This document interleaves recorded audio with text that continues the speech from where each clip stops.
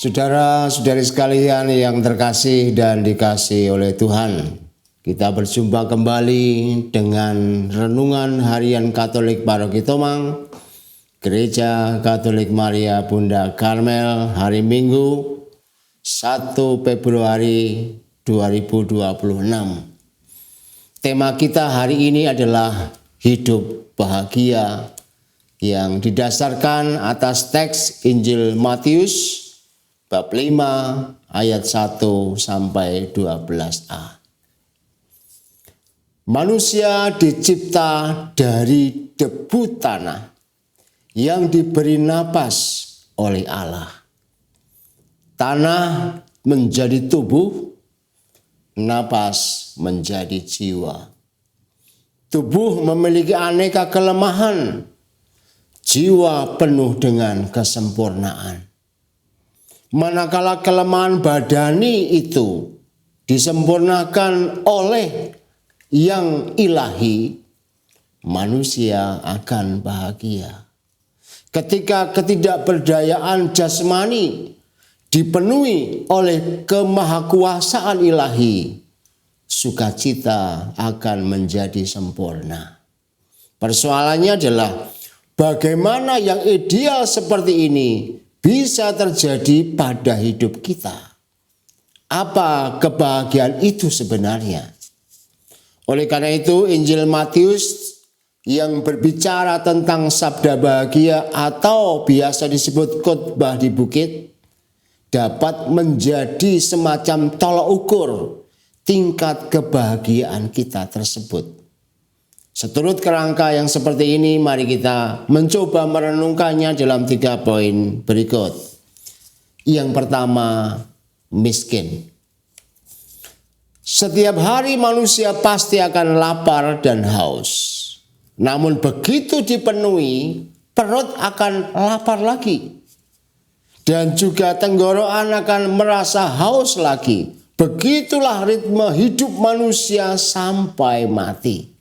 Tubuh menjadi sesuatu yang tidak pernah bisa merasa puas secara permanen. Demikian juga dalam merawat jasmani misalnya. Setiap hari kita akan mandi, berdandan, dan berolahraga. Begitulah ritme dalam mengolah diri dari dulu, sekarang ini, dan juga nanti. Namun akhirnya kita juga akan menjadi keriput, menjadi lemah, dan pada titik akhirnya akan menjadi dingin. Tubuh sempurna yang kita banggakan tersebut ternyata tidak bertahan dan beku dalam mati. Namun kita tidak bisa mengatakan ngapain kita cuci piring kalau ternyata nanti akan kotor lagi. Kita akan mengulang-ulang peristiwa hidup yang kita alami itu secara sama. Itulah hidup dunia yang sementara. Situasinya akan terus kita alami dan kekurangan akan terus terjadi sepanjang waktu. Oleh karena itu, sekadar memenuhi tuntutan badani, manusia dipastikan tidak pernah bisa bahagia. Tetapi justru akan menderita. Lapar dan jelek, lemah dan tidak berdaya akan membuat hidup dihinggapi oleh derita. Maka yang badani seperti ini mesti dimiskinkan, atau dalam bahasa lain mesti dinihilkan, dikosongkan. Yang badani itu pada hakikatnya tidak bisa sekadar dipuaskan.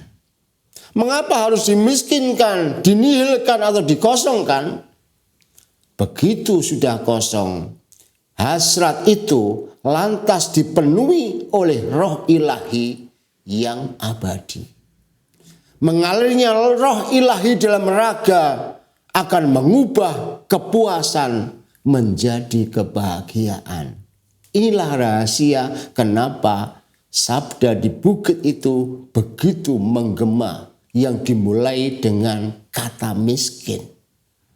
Manusia akan mengalami bahagia yang sungguh sejati, bukan karena hasrat raga yang dipenuhi oleh materi, tetapi oleh roh ilahi. Oleh karena itu, saat manusia belum bisa miskin dan nihil atau kosong, ia tidak mungkin mengalami kebahagiaan yang sejati karena roh ilahi tidak bisa memenuhi diri.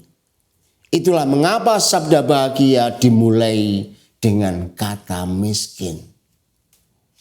Yang kedua, murni. Dalam dunia terdapat sebuah paradoks.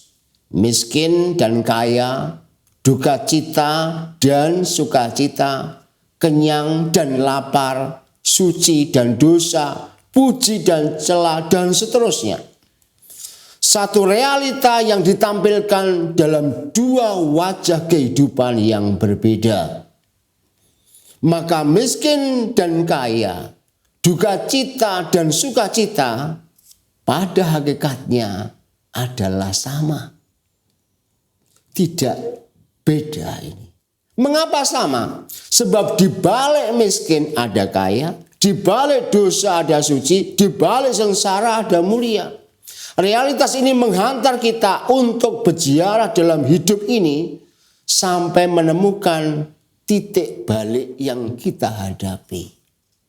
Untuk bisa menemukan kesetaraan di balik hidup yang tampak beda tersebut, disitulah diperlukan hati yang murni, hidup yang murni dan bukan palsu. Hidup murni artinya hidup yang fokus kepada Allah sehingga menerima roh ilahi. Di tengah kenyataan yang paradoks itu, kita diminta mengabdi Allah semata-mata. Semua pengalaman mesti dilihat dalam kacamata Allah. Bukan menurut penilaian diri kita sendiri yang seringkali hanya bersifat jasmani. Semua jerih payah mesti diukur dalam kehendak Allah, bukan maunya sendiri. Semua hasil kerja yang baik atau yang buruk sekalipun mesti dipersembahkan hanya kepada Allah. Hidup murni berarti menilai segala sesuatu dalam kerangka Allah yang ingin menyelamatkan kita. Sabda hari ini seakan-akan membingungkan dan kalau kita baca secara langsung sepintas mustahil. Tetapi begitu kita memurnikan diri dengan memakai sudut pandang Allah yang sejati, kemudian dapat kita temukan. Dan kebahagiaan yang ditawarkan oleh sabda di bukit itu pasti akan sungguh terjadi. Sekarang mari kita masuk ke bagian yang ketiga, yaitu taat. Kita melepaskan segala-galanya dan hanya Tuhan saja yang penting. Kita dapat hidup secara murni, namun ukuran yang digunakan adalah ukuran dari Tuhan. Bukan ukuran manusiawi kita. Kita bisa saja memiliki pengalaman tentang cara menemukan kunci kebahagiaan sejati. Tetapi ingat, kita adalah manusia yang gampang ingkar dan tidak setia.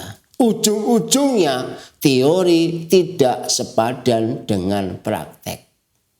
Oleh sebab itu sabda bahagia ditutup dengan situasi celah dan aniaya, sengsara dan derita. Dan itu mesti dihadapi agar menemukan hidup bahagia. Itulah cara melihat dari sisi khotbah di bukit. Bahwa segala-galanya itu mesti dilakukan dalam sebuah ketaatan. Sebab hanya melalui ketaatan itu kita akan melihat dalam teori akan terjadi praktek yang seimbang. Dengan demikian, kunci paling akhir dalam menanggapi kebahagiaan yang terlihat mustahil tersebut, setelah kita bisa hidup miskin dan murni, adalah hidup taat. Hanya oleh ketaatan kepada kehendak Allah saja, kebahagiaan akan terjadi secara terus-menerus dan konsisten. Hal ini adalah soal yang paling sulit. Hidup miskin di hadapan Allah itu mudah. Hidup murni dengan terus mempersembahkan diri kepada Allah itu tidak sulit pada akhirnya. Namun semuanya itu memerlukan ketaatan yang terus-menerus. Bahkan yang paling sulit sekalipun di sana ketaatan dimintakan supaya kita bisa hidup miskin dan kemudian murni, dan melalui ketaatan akhirnya kebahagiaan bisa kita raih.